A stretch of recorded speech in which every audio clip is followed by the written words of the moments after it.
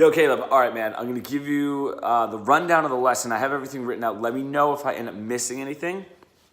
But our first major objective was going to be your thumb positioning. Now, I remember what I saw in your playing when we were doing these exercises is generally, you want your thumb mainly behind your second finger. That gives like the most strength to your first and second finger, and then these will be all right. Your pinky and your third finger with that kind of pressure. Now with your playing, you were just, instead of having it right there, you were starting to move it down and back this way, which, like we said, that's just going to give you less press, and because that has a lot more press than this does. And that's where a lot of our press is coming from. You just want to make sure that your thumb is up there. Now, obviously, even if I start, playing, mine is not always going to be there. But like we said, that's a great way to train it. So that's the first point, and that was like pretty physical. And then the next exercise too was just to get away from, like, when you're playing, and a lot of players will do this if they're doing like a pentatonic riff. And they're playing like mainly just their first finger and their third finger. Their second finger kind of floats away or just kind of gets out of the way. And we want all of our fingers to be ready. So our exercise was doing that chromatic scale, if you can remember, but we were doing 1, 2, 3, 4, and then not moving our fingers until they're ready. And what's going to happen there is you're going to end up squeezing real hard because you're not used to keeping all of your fingers down. So the next part that we didn't really get to on that exercise was making sure that as you're doing it, if you notice yourself really squeezing, kind of relax a little bit. If you can even like look at your hand, pick a little lighter. Because if this hand's going real relaxed, that'll help relax this hand. Just to get it relaxed, but still close to the fretboard. That was another one. Now, the big one that we were really focusing on was our motif building. And there are a couple ways that we were doing it where I mean, the main thing that I wanted you to take from the last lesson onward until we eventually do a lesson again was doing it to the point where it starts to get boring. So if I have my rhythm there,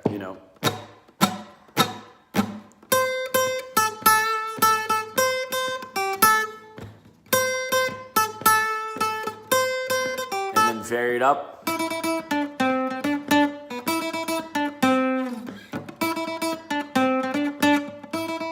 And if you need to give yourself breaks in between each one, do that and make sure that the rhythms are starting to deviate from each other. Now, one really great way to do that is if you need to, just start with like a little knock or a clap just to get the rhythm kind of built up. One way that I have my students build these rhythmic phrases, but also this helps in just building general melodies as well, is starting with the rhythm and then starting with just one note, and then you can kind of figure out where you want the notes to jump up and jump down rather than just jumping in right away. And that'll also, like we were saying, help build the rhythmic core, where then the second part is the note choice, and then the last thing is all the flavoring, all the slides and the bends and stuff like that. So if you can do that, put on any backing track. It doesn't matter. I know we were doing the Dire Straits one, and then we were doing one that was like a little slower.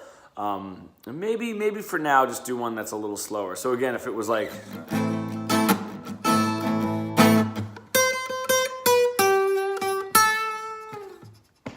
right, that'll be my A, and give yourself time to vary it up, like we were saying, and jumping in with something that's completely different.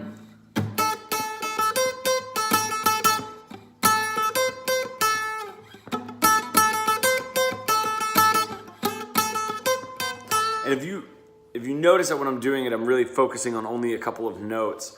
What I like to do also is, like when we're doing like our improv lessons, is if you kind of like take this fence and you bring it in, and what I mean by that is making less notes available. That helps build that first pillar. Where if you're spanning all over that was something that we didn't focus on. So I'm glad I'm putting it in this video. If you have all the note choice, it could take away from the rhythmic part of it and the phrasing and the purpose of it. So like I usually stick to 2 notes, maybe 3 for each phrase. So go through that, and I remember the thing that we were talking about is do it until it's boring. Because like we were saying during the lesson, you want to have your construction, but then you also want to have a little bit of chaos. But within that chaos is little parts of construction. So for now, really exercising the construction where like you wouldn't want to listen to a guitar solo because you know as soon as you hear something, you're going to hear it again. And then as soon as you hear this new thing, you're going to hear it again. But just to build that muscle.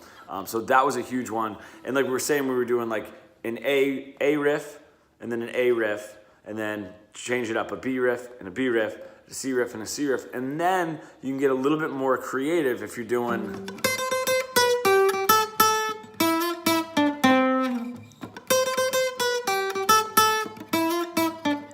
It's kind of like an A, a B, and then an A and a B, and then vary those up, which will be like the next phase of that, which I'm pretty sure with what we were able to accomplish that you would be able to do that. So the construction and the chaos. Let's see, the thumb position we got to. First. And then that's right. Back to the physical. I have like everything was like kind of written out really fast because I didn't want to be writing when we were doing our lessons. Or just one other thing when you're doing these exercises or anything, the phase 2 of keeping your fingers where they are, but also getting your thumb down and getting like some space here. When that starts happening, because that's like safe for us. That's our safety mechanism. When you start bringing this down, you're losing that safety. And what ends up happening is just to gain more grip, we start bringing it back like this. So just make sure that this first knuckle right here is just a little bit, it doesn't have to be out past the guitar, but just that it's not pulled way back here. Especially as you get to like the lower strings. And then also remember when you're up here, if you're venturing up there for your solos, to get your thumb, like if I'm moving up here, I can't really move my thumb any further, but at least it's there, and not to let it bring back down here. Because if you do that, if it brings back down here, it's going to create tension right here in the middle part. And then when we were doing that, the exercise before where your thumb was kind of out that way, that's just going to put a whole lot of tension right there. And if you're doing these exercises and you feel it, one overextension is really getting everything like up and over like we're saying, which is a great way to train, but then this is going to be a little bit bent, and if your wrist stays bent for too long, you'll start feeling a little pain. So if you do, just stretch it out. As soon as it starts getting tight at all, just kind of stretch it out. We did a couple, because to focus on like the chaos part, we were in a couple of really cool pentatonic variations. So we were doing like all hammer-ons or even double hammer-ons. So pull-offs. And that'd be cool to sweep through those. So basically it's all downs and then all ups on the way up. So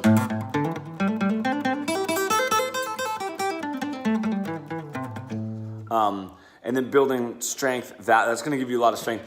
Trying to make sure, I'm not warmed up yet, but trying to get the hammer-ons and the pull-offs like as loud as the pick note was something we were going with. Then we did this pattern.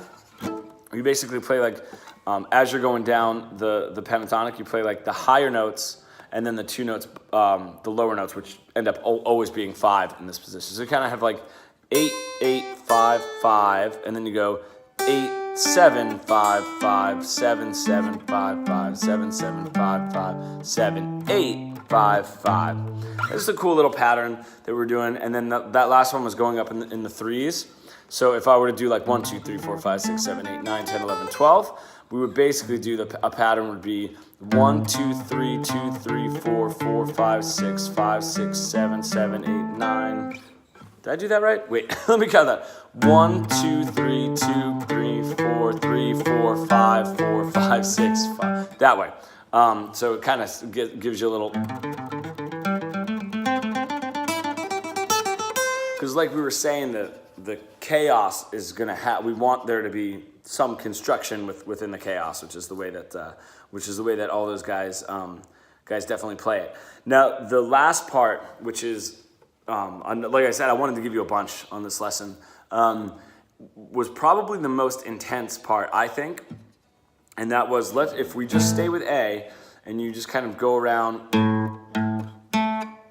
all up the guitar neck and find all of the A's that you can, and then playing the pentatonic. Now, depending on how far along you are, you might only add one note. Right, and also depending on the position, you can go up or back. Right, so just kind of getting it in that way and then adding one more note. So once you find all your A's, you know, so you got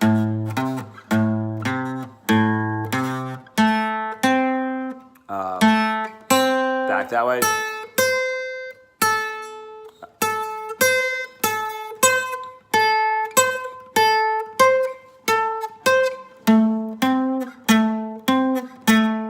You know, kind of all over the neck and then adding the next note.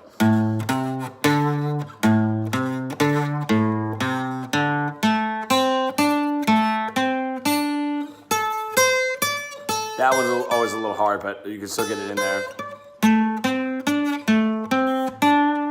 All right, and remembering there's usually an up and a down position. And what that does is that just helps you get throughout the entire neck without stopping. Like we were saying, if I go to a jam session and someone comes right in with an A, I might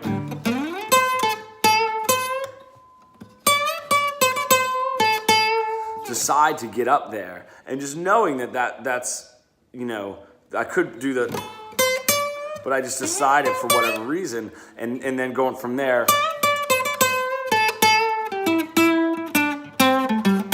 now I'm back at this A. So if I can branch this, right, and then I know that my A is right here,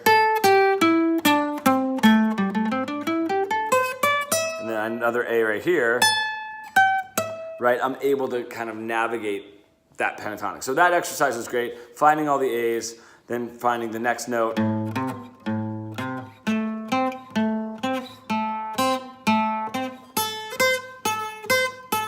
All over the neck, and then adding more and more to the pentatonic. So you get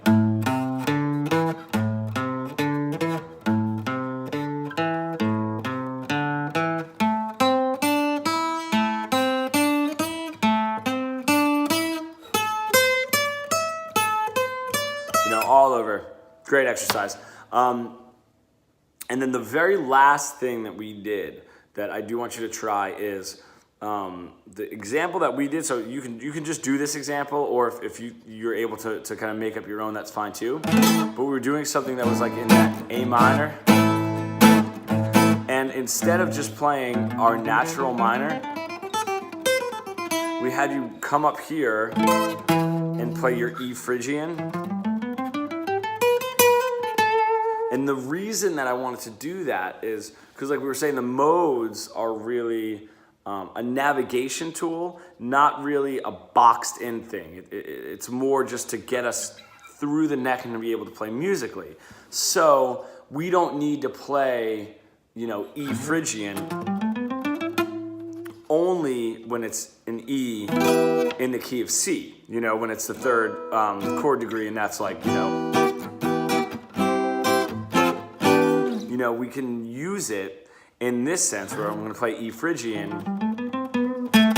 but A really becomes my target note. Where the odd way of thinking about it is, well, in my mind, I'm actually still just playing A natural minor, but I'm just up here in this position, right? Which is the same thing. I'm just trying to think of it and give you a more musical base from it, because I remember you saying that it kind of starts sounding scalular and mathematic, which is definitely a problem when people are starting to learn their modes. So that is everything. Let me know if you need anything else from there. Feel free to reach out, dude. Like if you want me to just hit one more topic, or if there's something that I'm missing, or if you need to give me a ring just to say this doesn't quite make sense, can you go over it for a couple minutes? No worries, dude, and I'll talk to you soon.